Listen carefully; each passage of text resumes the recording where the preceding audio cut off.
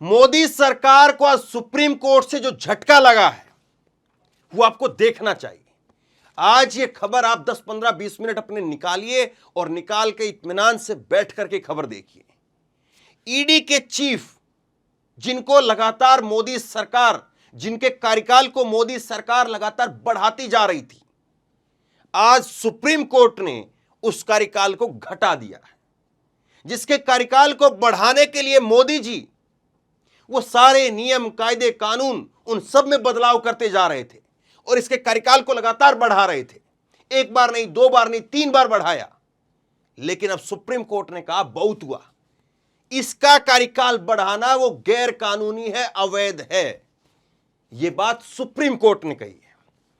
ED director का कार्यकाल तीसरी बार बढ़ाना अवैध है। सुप्रीम कोर्ट ने ईडी के डायरेक्टर संजय मिश्रा का कार्यकाल घटा दिया। जिसको मोदी जी अपना साथ रखना चाह रहे थे उसको नीचे जो है उस कर दिया है। अभी पूरी खबर जो है परत दर परत मैं आपको समझाता हूं। दरअसल क्या है, इन ईडी के चीफ है संजय मिश्रा, और ईडी के चीफ की जो भर्ती होती है वो भर्ती होती है नवंबर 2018 के अंदर। नवंबर 2018 में इनकी भर्ती होती है। 2 साल के लिए भर्ती होती है।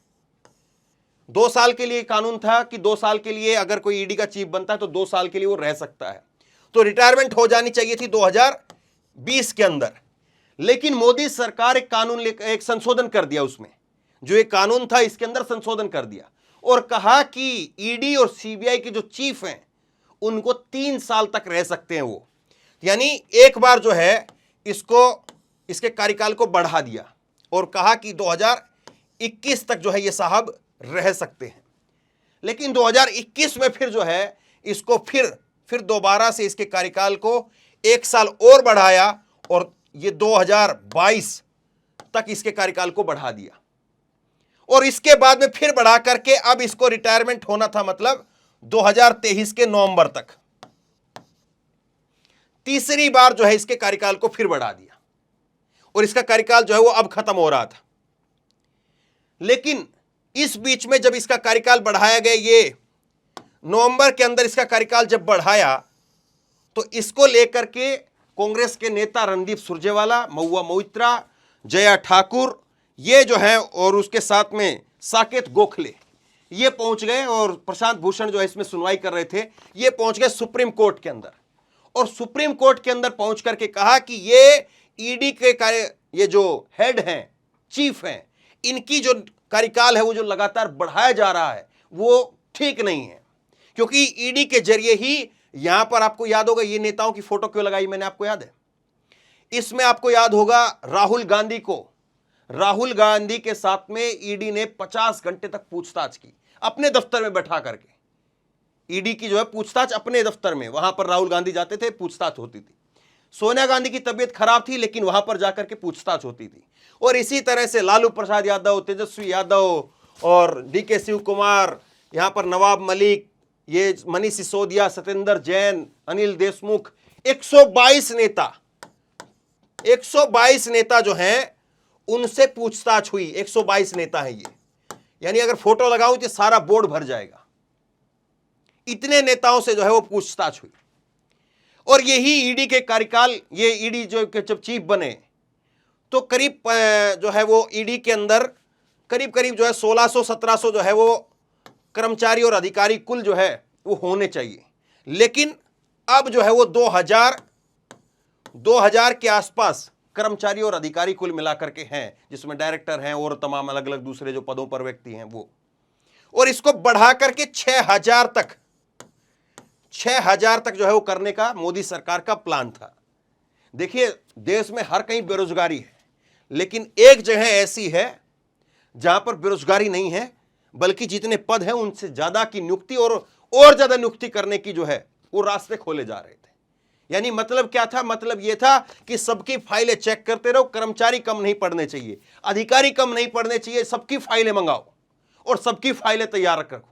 क्या पता कब किसकी फाइल चाह जाए, क्या पता कब किसको जो है वो 70,000 करोड़ रुपए का घोटाले का एनसीपी के बारे में नरेंद्र मोदी बोल करके आए और दूसरे दिन अजीत पवार की जरूरत पड़ जाए, अजीत पवार को अपने साथ ले लिया जाए।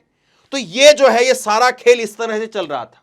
अब इसको लेकर के ये जब ये मामला इनका ये जब आता है इनका केस नवंबर के अंदर, नवंबर 2022 के अंदर, ये नवंबर 2022 के अंदर जब ये आता है तो उसके बाद में सुप्रीम कोर्ट में कांग्रेस और महुआ मोइत्रा ये सब लोग पहुंच जाते हैं और वो कहते हैं कि ये ठीक नहीं है।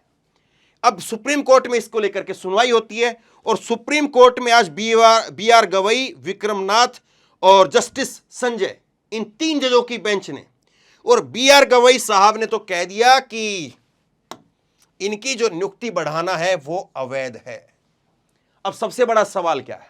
सबसे बड़ा सवाल यह है कि जज साहब आज क्या कह रहे हैं? जज साहब कह रहे हैं कि ये जो नियुक्ति यहां पर की गई, इनका जो कार्यकाल बढ़ाया गया, माफ कीजिए, जो कार्यकाल बढ़ाया गया ये अवैध है। तो इसका मतलब क्या माना जाए कि इस बीच में जितने भी इन्होंने फैसले लिए उनको भी फिर पलट दिया जाएगा, क्योंकि जिसकी कार्यकाल जो बढ़ गया है वही अवैध हो गया है। तो सुप्रीम कोर्ट कह रहा है उस बात को, और सुप्रीम कोर्ट ने आज पता है क्या हुआ है? सुप्रीम कोर्ट ने इनका जो कार्यकाल था वो नवंबर 2020 तक चलना था, लेकिन कार्यकाल को घटा दिया गया है। ये कार्यकाल को घटा दिया गया है और अब इनको टाइम दिया है 31 जुलाई तक का टाइम दिया है कि 31 जुलाई तक आप जो है वो इस्तीफा दे दो और मोदी सरकार जो है वो एक नया ईडी का चीफ चुन ले। ये हुआ है साहब।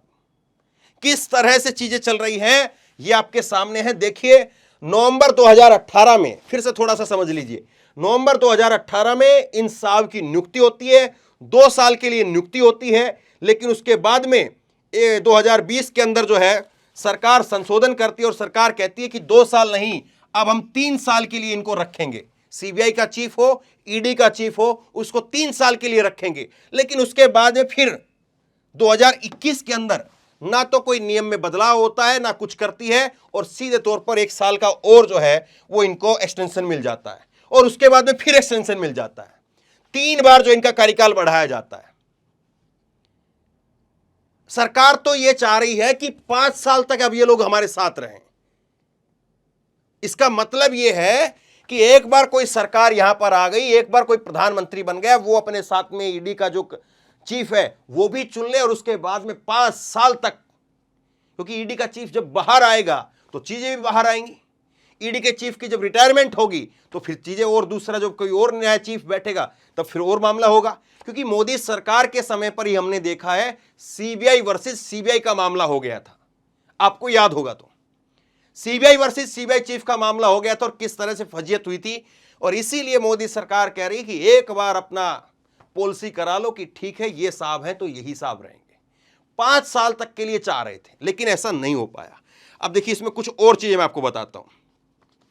बी आर गवई साहब ने तो इनको जो है वो बता ही दिया कि ये जो है गैर कानूनी है, अवैध है इनकी नियुक्ति।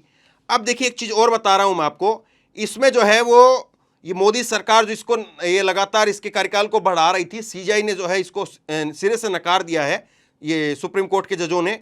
और इसके बाद में अगर आप इसमें और देखेंगे तो इसमें एक चीज़ और है, 122 नेता, करीब 122 नेताओं की फहरिस्त अब तक हो चुकी थी, और अभी तक ये जो ईडी बनी है, ईडी का डिपार्टमेंट जब से बनाया गया है तब से करीब जो है मनमोहन सिंह जी के टाइम तक करीब जो है वो 1000 के करीब केस थे, और मोदी साहब के आने के बाद में इसमें अब कुल केस की जो है जो ईडी के पास में है वो 5000 केस हैं।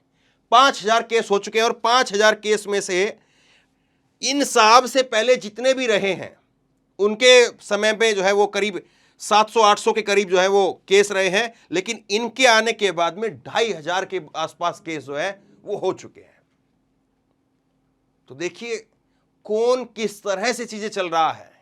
थोड़ा ये टेक्निकल मामला है, थोड़े आंकड़े जो है वो बोर करते हैं, आंकड़े जो है समझ में कम आते हैं, लेकिन आंकड़े ही सब कुछ हैं। आंकड़ों के बीच में बहुत बड़ी खबर छपी होती है। ये संजय मिश्रा साहब इतने क्या चाहते हैं कि इनके कार्यकाल को मोदी साहब बढ़ाते जा रहे हैं। अब इनको लेकर के, और सुनिए, इनको लेकर के सुप्रीम कोर्ट के अंदर सरकार की तरफ से बचाव की दलील देते हुए इन साहब को लेकर के मोदी सरकार की तरफ से जो बचाव की दलील दी थी, सॉलिसिटर जनरल तुषार मेहता कहते हैं कि संजय मिश्रा किसी राज्य के डीजीपी नहीं है, बल्कि वो एक ऐसे अधिकारी हैं जो संयुक्त राष्ट्र में भी देश का प्रतिनिधित्व करते हैं। वह मनी लॉन्ड्रिंग से जुड़ी हुई कुछ महत्वपूर्ण जांच की निगरानी कर रहे हैं और निदेशक पद पर उनका बना रहना देश हित में जरूरी है। इन साहब का देश हित में बने रहना जरूरी है, यह जो है सरकार की तरफ से वकील ने बताया। आगे सुनिए। साथ ही ये जो है ऐसे कुछ दिशा निर्देशों का पालन करना जरूरी है। हालांकि 2023 के बाद में उन्हें सेवा से विस्तार नहीं दिया जाएगा। अब मोदी सरकार जिसकी उंगली जो है वो दरवाजे के बीच में आ गई है, वो कह रही कि एक बार छोड़ दीजिए, एक बार छोड़ दीजिए, अब दोबारा नहीं डालेंगे। ये उंगली जो है वो दरवाजे के बीच में आना, गांव देहात के जो हमारे दर्शक है वो बखूबी समझेंगे इस बात को। किसी की दो दरवाजों के बीच में उंगली आ जाए तो वो आदमी एकदम से तिलमिला उठता है और वो आदमी कहता है कि एक बार छोड़ दीजिए, एक बार छोड़ दीजिए, फिर दोबारा से नहीं यहां पर उंगली रखेंगे। वैसे ही मोदी सरकार कह रही है कि इस बार जो है वो नवंबर 2023 तक पूरा हो जाने दीजिए, अब बस थोड़ा ही समय बाकी है और उसके बाद में आगे नहीं बढ़ाएंगे। जबकि सरकार की मंशा है, सरकार चाहती है कि 5 साल तक रखा जाए इनको, क्योंकि 3 साल तो इनके ऊपर ऑलरेडी हो चुके हैं। 2018 से अब जो है 4 साल 2018 से 5 साल तक ये हो जाएंगे, तो ये 3 साल पहले ही हो चुके थे इनके। तो ये सरकार बताइए कमाल की बात है, आप इनको कब तक लाद करके लेकर के चलेंगे? फिर उसके बाद में और कार्यकाल में बढ़ा देंगे और कहेंगे कि 2024 का इलेक्शन तो करवा ही दीजिए, उसके बाद में देख लेंगे। क्योंकि इनको सब जो है सब फाइलें, सब नब्ज जो है वो पता होंगी कि कहां पर क्या चीज है। तो ये सब कुछ जो है वो मोदी सरकार के राज में चल रहा है और इसीलिए जो है वो आज इसका सिरे से विरोध हो रहा है और आज एक बहुत बड़ी जीत के तौर पर विपक्ष जो है इसको देख रहा है। एक चीज जो है सुप्रीम कोर्ट में आज जो नहीं हुई वो भी होनी चाहिए थी, वो सुप्रीम कोर्ट ने उसको नकार दिया। वो क्या हुआ? वो ये हुआ कि यहां पर जो ये 3 साल का मोदी सरकार जो ये संशोधन लेकर के आई कि पहले जो 2 साल के लिए सीबीआई और ईडी के चीफ की जो नियुक्ति होती थी उसको बढ़ा करके 3 साल का जो मोदी सरकार ने किया नियुक्ति का, उसको जो है सुप्रीम कोर्ट ने आज खारिज नहीं किया। ये जो नियुक्ति के लिए संशोधन किया है, इस संशोधन को बरकरार रखा। सुप्रीम कोर्ट ने कहा कि हम इसको जो है वो नहीं छेड़ रहे हैं, यानी 3 साल के लिए तो अब भी रहेगा। 2 साल पहले था, अब 2 साल नहीं बल्कि 3 साल हो गया है। तो ये भी विपक्ष जो है वो चाह रहा था। जो नेता गए थे आज, उनकी तरफ से जो दलीलें दी जा रही थी उसमें यही कहा जा रहा था कि आप जो है वो इनके कार्यकाल को 3 साल मत करिए, 2 साल का जो जैसे पहले कार्यकाल चल रहा था उसी तरह से चलने दीजिए। अब 3 साल आप कर रहे हैं, उसके बाद में फिर ये है जो है वो संशोधन का कुछ और लेकर के आ जाएंगे, फिर और इसको बढ़ा देंगे। इस चीज को जो है सुप्रीम कोर्ट ने आज नहीं माना, इस चीज को खारिज कर दिया। लेकिन फिर भी एक बड़ी जो है वो मोदी सरकार को कम से कम जो है वो झटका जरूर है। और याद करिए, सुप्रीम कोर्ट में तो झटके ही लग रहे हैं, सुप्रीम कोर्ट में तो झटके ही लग रहे हैं। चाहे वो महाराष्ट्र का केस हो जहां पर भगत सिंह कोश्यारी को लेकर के सुप्रीम कोर्ट कह देता है कि भगत सिंह कोश्यारी ने जो फैसले लिए हैं वो फैसले संवैधानिक नहीं हैं और भगत सिंह कोश्यारी को उनके द्वारा ही कहलवा दिया जाता है कि वो अब जो है वो नहीं रहना चाहते राज्यपाल के पद पर। लिहाजा जब नए राज्यपालों की जब नियुक्ति होनी होती है उससे पहले ही वो इस्तीफा दे देते हैं। ये महाराष्ट्र को लेकर के किस्सा हुआ। और फिर आप देखिए, एक तरफ तो जो ईडी है, दूसरी तरफ चुनाव आयोग के अंदर चुनाव आयुक्त को लेकर के सुप्रीम कोर्ट की तरफ से कहा जाता है कि चुनाव आयुक्त की नियुक्ति जो है वो बिजली की तेजी से हो रही है। ये सुप्रीम कोर्ट के शब्द है, मेरे नहीं है। चुनाव आयुक्त की नियुक्ति, उसकी फाइलें जो हैं जिस स्पीड से आगे बढ़ती हैं फटाफट, मैंने आपको विस्तार से खबरें दिखाई हुई है कि चुनाव आयुक्त की नियुक्ति किस तरह से फटाफट सरकार ने जो पास की। तो सुप्रीम कोर्ट के अंदर आप देखिए, एक जमाना वो था जब रंजन गोगोई साहब जैसे जो माननीय कहेंगे उनको, वो जो है रिटायरमेंट के बाद में राज्यसभा चले जाते हैं। और आज एक सुप्रीम कोर्ट के अंदर वक्त है जब यहां पर डीवाई चंद्रचूड़ साहब बैठे हुए हैं और डीवाई चंद्रचूड़ साहब के नेतृत्व में देखिए आज किस तरह से जो है वो फैसले निकल करके सामने आ रहे हैं। और सरकार जो है वो उंगली छुड़वाने का काम कर रही है, लेकिन सुप्रीम कोर्ट जो है वो उंगली छोड़ नहीं रहा है। उंगली को कह रहा है कि नहीं, अब तो उंगली आ गई, अब तो पकड़ा गया, अब यहां पर जो है छूट नहीं होगी और यहां पर रियायत नहीं होगी। यहां पर अब राज्यसभा का जिक्र भी नहीं होगा, क्योंकि 2024 के चुनाव से पहले तो इनकी रिटायरमेंट भी नहीं है। 2024 के चुनाव इन्हीं के नेतृत्व में होंगे, सोच करके चलिए। और इस चीज को मैं बार बार जब भी सुप्रीम कोर्ट की खबर आती जिक्र जरूर करता हूं। इसके मायने क्या है आप समझते जरूर होंगे। तो बहरहाल यहां पर जो झटका लगा है, यहां पर जिस तरह से मोदी सरकार को जो झटका लगा है, उम्मीद करते हैं कि एजेंसी को लेकर के जिस तरह से चीजें हो रही हैं, मोदी सरकार जब वो कहते हैं कि सब भ्रष्टाचारी हैं, 20 लाख करोड़, इनका मीटर डाउन नहीं होता है, तो वो अपने मीटर को जरूर देखेंगे, अपने मीटर को जरूर चेक करेंगे कि वो ईडी के कार्यकाल को कैसे बढ़ा रहे थे, ईडी चीफ के कार्यकाल को कैसे बढ़ा रहे थे, इस चीज को जरूर देखेंगे। तो बहरहाल बहुत बड़ी खबर है और कोशिश की है आसान भाषा में आपको समझा सकूं, शायद आपको समझ में आई हो। अगर आपको समझ में आई है तो आप क्या सोचते हैं नीचे कमेंट बॉक्स में अपनी राय लिख करके जरूर बताइए, ताकि और लोग भी पढ़ सके, और लोग भी समझ सकें। इस वीडियो को खूब शेयर कीजिए, लोगों तक पहुंचाइए, ताकि लोगों को भी पता चले।